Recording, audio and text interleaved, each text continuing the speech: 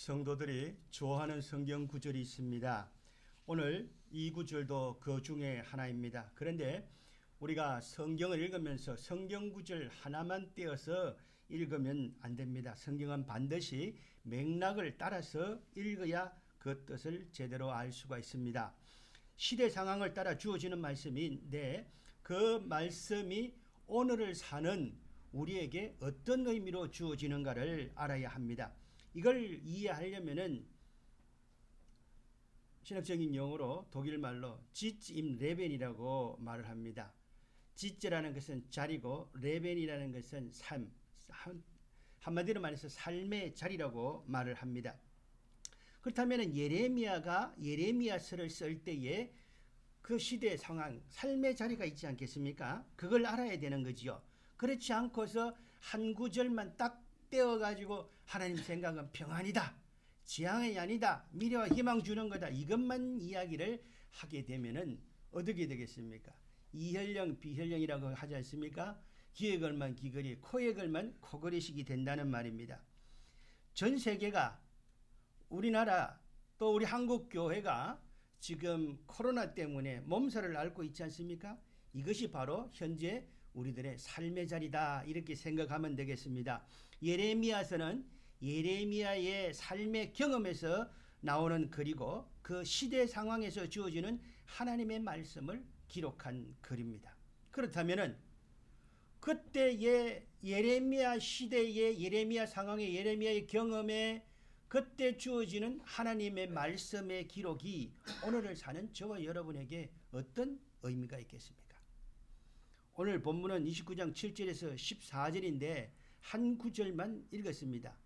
오늘 본문의 내용은 말하자면 29장에서 31장까지 더 나아가서 예레미야서, 에스겔서, 다니엘서 다 포함해서 배경으로 한다고 보면 되겠습니다. 그러면은 오늘 본문이 있는 29장은 어떤 시대 상황일까요? 북왕국이 아수리에 망했습니다. 그리고 남왕국 유다만 남았는데 여기서도 이미 1차로 포로가 끌려간 상황입니다. 그 상황에서 지금 어떻게 해야 될까라고 하는 그런 내용입니다. 1절에서 4절을 보면은 모든 포로들이 끌려가 있는데 그 포로들에게 편지를 쓰는 내용이다라고 29장의 내용을 밝히고 있습니다. 5절 이하부터 주어지는 내용은 70년 동안 바벨론 포로 생활을 하게 될 텐데 여기서 너희들이 이렇게 포로 생활을 해라 하고 주어지는 지침의 말씀입니다. 그러면서 오늘 11절 말씀이지요. 다시 한번 같이 읽어보겠습니다. 여호와의 말씀이니라 너희를 향한 나의 생각을 내가 아나니 평안이요 재앙이 아니니라 너희에게 미래와 희망을 주는 것이다, 이렇게 말씀을 합니다. 앞에 있는 내용을 이렇게 보면은 지침에 보면은 70년이라는 기간은 짧은 시간이 아닙니다. 그렇기 때문에 너희는 그곳에서 가정을 이루고 뿌리를 내리고 살아라. 그러면서 그 성읍을 위해서 평안을 구하고 기도해라. 전쟁이 벌어지면 포로로 끌려간 사람들 차출되는데 그 사람들은 총알바지로 끌려나가는 거예요. 그러니까 할 수만 있으면 평안을 구하라 라고 그렇게 말을 하고 있습니다. 그런가 하면은 8절부터 9절까지는 거짓 선지자들의 말을 듣지 말아라, 미혹되지 말아라 라고 했습니다. 그 다음에 12절 13절부터 보면은 기도하며 살아라고 말씀하시고요. 또 10절 14절에 있는 내용은 바벨론 포로에서 70년이 차면 이곳으로 돌아오게 하리라, 다시 돌아오게 하리라 라는 그런 내용의 말씀을 하고 있습니다.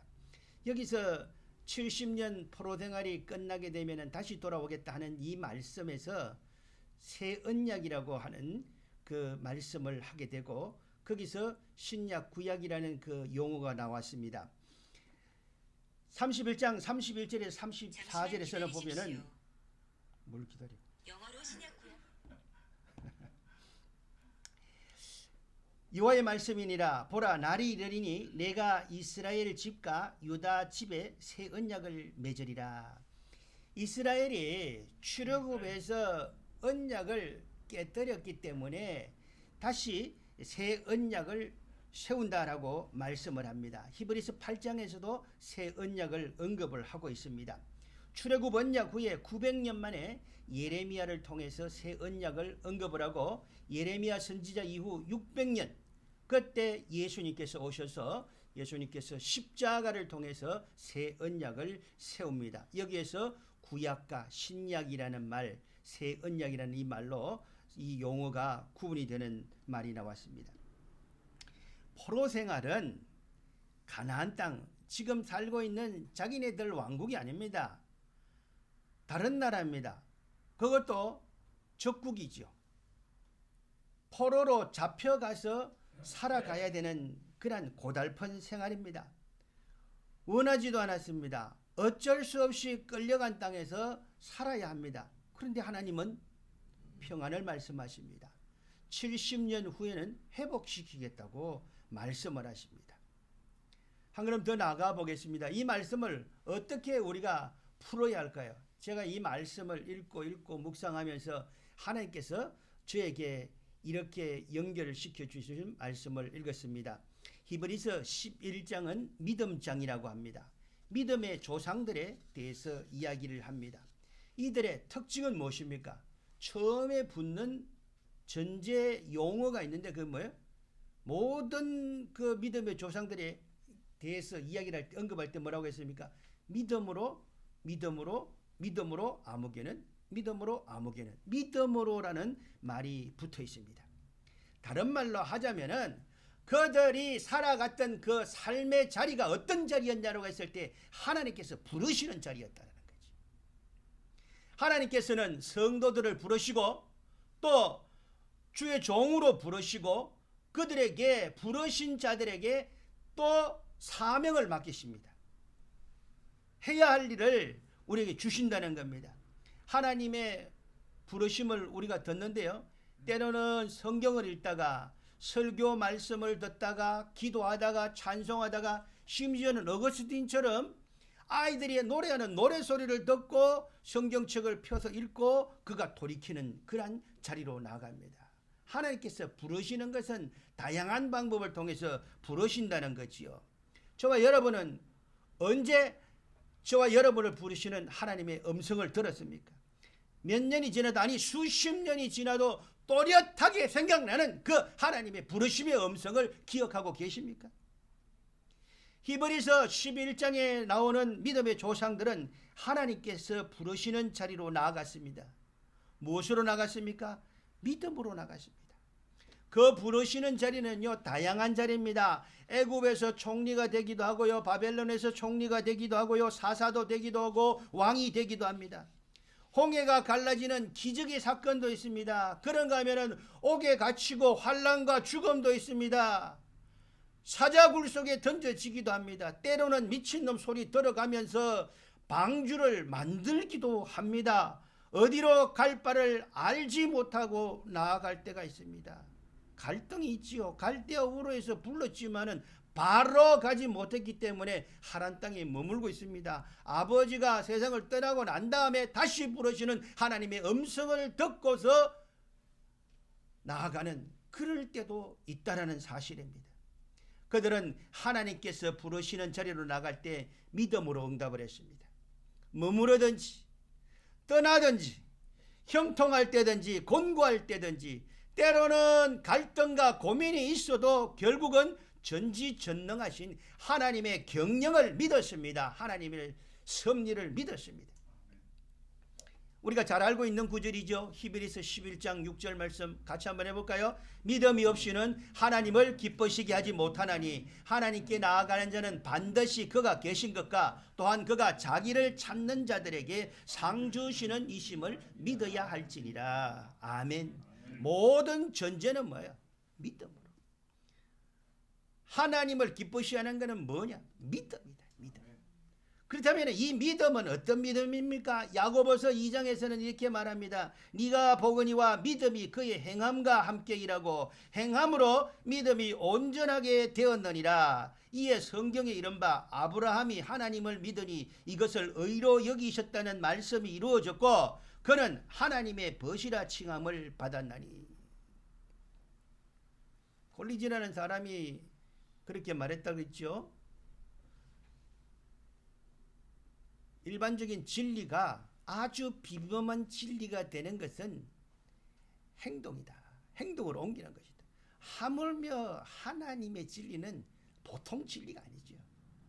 절대적인 진리란 말이죠. 그 진리의 말씀을 행동으로 옮기게 될 때에 하나님께서 아브라함이 하나님을 믿으니 그것을 의로 여기셨다는 것을 이루셨고 하나님의 벗이라 칭함을 받았다. 믿음이 그의 행함과 함께 일하고 행함으로 믿음이 온전하게 되었다. 그리고 히브리서 11장에 나와 있는 믿음의 조상들, 내가 무엇으로 다 이루 말하겠나, 시간이 없어서 짧아서 못하겠다 하고 요약해서 수많은 사람들까지 언급을 합니다. 그 사람들에 대해서 히브리서 12장은 무엇이라고 말하는가 하면은 구름과 같이 둘러싼 허다한 정인들이다 라고 말합니다. 이러므로 모든 무거운 것과 얽매이기 쉬운 죄를 벗어버리고 인내로서 우리 앞에 당한 경주를 하며 믿음의 주여 또 온전케 하시는 이 예수를 바라보자. 우리 성경으로는 예수를 바라보자 그랬는데 영어 성경 NIV에서는 뭐라고 그랬는가 하면 Let us fix our eyes on Jesus라고 말합니다. Fix something on somebody. 시선, 마음을 뭐뭐에 고정하다, 붙박다라는 그라는 거예요. Fix on이라는 거지. Our eyes, Jesus. Fix our eyes on Jesus. 우리의 시선을 예수님에게 고정해라. 붙박아라. 우리 앞에 당한 믿음의 경주를 하는데 예수님에게 아예 우리의 시선을 딱 고정시켜 놓고 해나가라. 그렇게 말씀을 하고 있습니다. 오늘 본문의 70년 바벨론 포로 생활에 대한 말씀, 예언의 말씀 지침은 너희가 고달픈 바벨론 생활을 하게 될 것이다. 그것도 짧은 세월이 아니까 70년 세월이니까 그곳에서 가정을 이루고 살아야 된다. 인구수를 줄이지 말고 살아야 되고, 그리고 전쟁에 끌려나가지 않도록 그 성읍을 위해서 평안을 구하고 기도해라. 기도해라. 기도하면서 살아라라고 그렇게 말씀을 하십니다. 그러면서 70년 바벨론 포로 생활이 끝나게 되면 너희들을 회복시킬 것이다 라고 말씀을 하세요. 그 생각, 너희를 향한 내 생각은 평안이다 라는 거예요. 재앙이 아니다. 바벨론 포로 생활이 재앙이 아니고 평안이다. 너에게 미래와 희망을 주려 하는 것이다. 그러면서 덧붙이는 말씀이 뭐예요? 너희를 미혹하는 그 선지자들이라고 하는 것들, 점쟁이 이런 것들 믿지도 너희들 꿈조차도 믿지 말라는 거예요. 고지 듣고 믿지 말라고 말을 하는 거예요. 그때 활동했던 거짓 선지자들이 어디 있습니까? 하나냐 같은 사람은 앞에서 28장에서 나오면은 왕이 주도하는 집회가 열렸습니다. 거기서 이 하나냐가 나와서 2년 이미 바벨론 포로로 1차로 끌려갔잖아요. 2년 만에 끝날 것이다 그러는데 거기에 예레미야가 멍에를 메고 나타납니다. 70년 그러면 2년이 좋아요? 70년이 좋아요? 2해가 더 좋죠. 2해만 견디면 된다는데 70년은 얼마나 고달픈 이야기예요. 그러니까 하나냐가 와가지고 멍에를 빼서 멍에를 꺾으면서 2해라고 그렇게 말을 하지요. 그런데 예레미야는 70년 그러는데 너 하나님이 보내지도 않았는데 너 거짓 예언하지, 너 죽을 거야 그랬더니 하나냐가 그 해에 죽었다가 28장 마지막 절에 말씀. 27장에서는 어떻게 됐는가 하면은 그때 남유다 주변에는 여러 왕국에서 와가지고 바벨론이 우리를 이렇게 했는데 자 앞으로 어떻게 할까 대책이 하는데도 멍에를 메고 하나님 시켜서 멍에를 메고 예레미야가 나타나고 멍에를 그 사신들에게 다 줘서 돌려보내라고 하는 거예요. 70년 바벨론에게 가서 우리나라는 70년 너희들도 바벨론 성격이 될 거야 라고 말하는 거죠.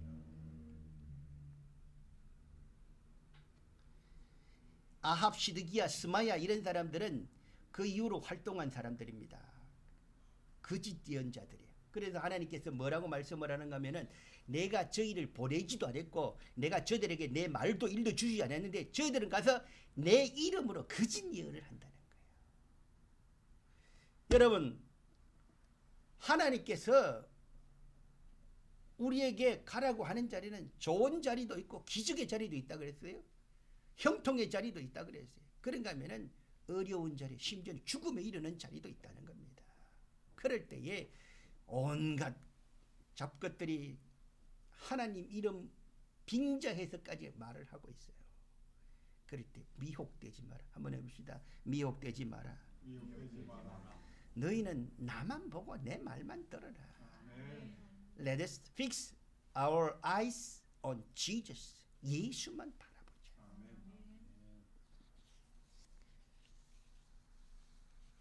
그리고 기도해라.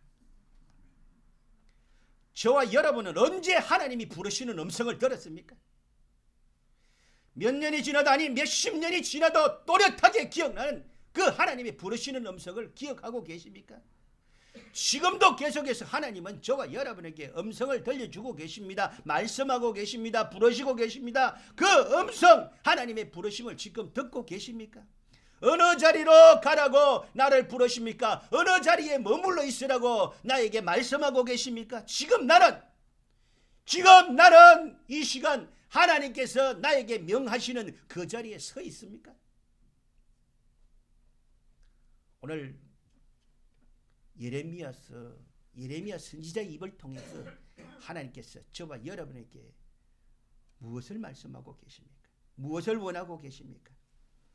오직 믿음으로 주님께서 말씀하시는, 주님께서 부르시는, 주님께서 가라고 하시는 그 자리에 서서 하나님만 바라보고 다른 것들에게 미혹되지 말고 하나님만 바라보고 믿음의 경주를 완주할 수 있는 저와 여러분이 되기를 바랍니다. 아멘. 우리 함께 찬송하겠습니다.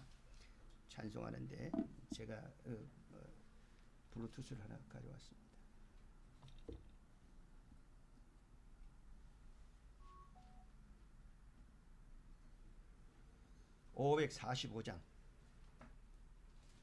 545장입니다.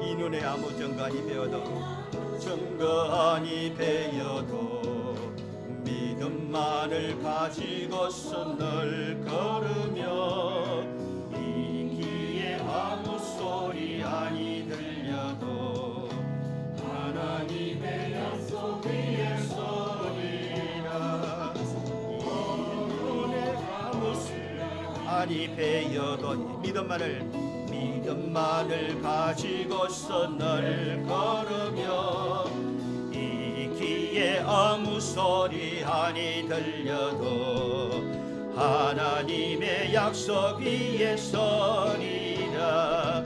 걸어가세 믿음 위에 서서 나가세 미신 버리고 걸어가세 믿음 위에 서서 눈과 귀에 아무 증거 없어도 이 눈에 보기에는 어떤 이미 얻은 증거대로 널 믿으며 이 맘에 의심 없이 살아갈 때에 우리 소원 주 안에서 이루리. 이 눈에 보기에는 어떠하디 이미 얻은 증거대로 널 믿으며 아멘. 이 맘에 의심 없이 살아갈 때에 우리 소원 주 안에서 이루리.